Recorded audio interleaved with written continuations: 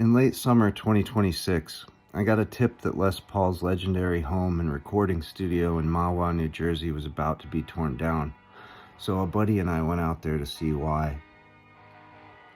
This was the primary home of the father of the electric guitar, the man who created the greatest musical instrument of the 20th century, the Gibson Les Paul, and whose genius sparked what we know today as modern multi-track recording.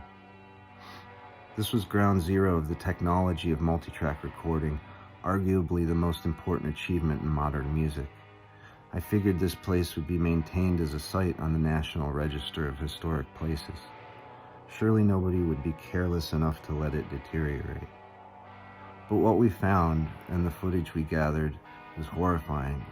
A house needlessly in disrepair only a decade or so after its fabled owner had passed. This was a travesty of American popular culture and history. Somebody was responsible for this. The question was, why? It's like something was rotten in Mahwah, and not just the decaying exterior of the house.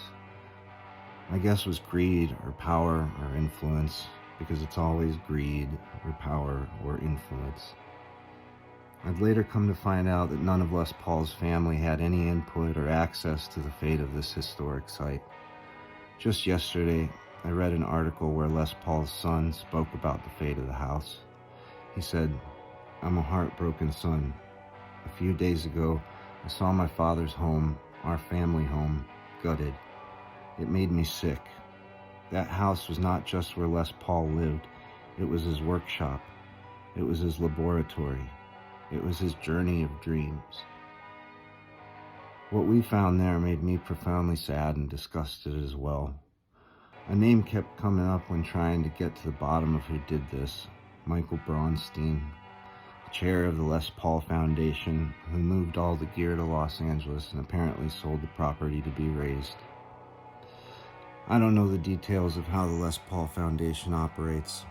I know very clearly just from watching the multitudes of interviews from and about Les that he was a very affable man, had a great sense of humor, was brilliant and gregarious, kind, and had so many friends. It was difficult to imagine how this sacred place could become so desecrated. I can only imagine how Les Paul would feel and how angry he would be that the one person he trusted with his legacy would do such a thing, to apparently intentionally damage the house so it could not be saved. And I don't know what the solution would be. What's done appears to be done, but it is clear that this situation was egregiously mismanaged. And I do know that a great many people are extremely angry about the way this has come to pass, and that somebody should rightly be taken out of power when it comes to preserving the shared musical legacy of Les Paul and all he did for us as artists and musicians. Anyway, thanks for watching. Please feel free to share your thoughts in the comments about this sad fate of a musical legend's legacy.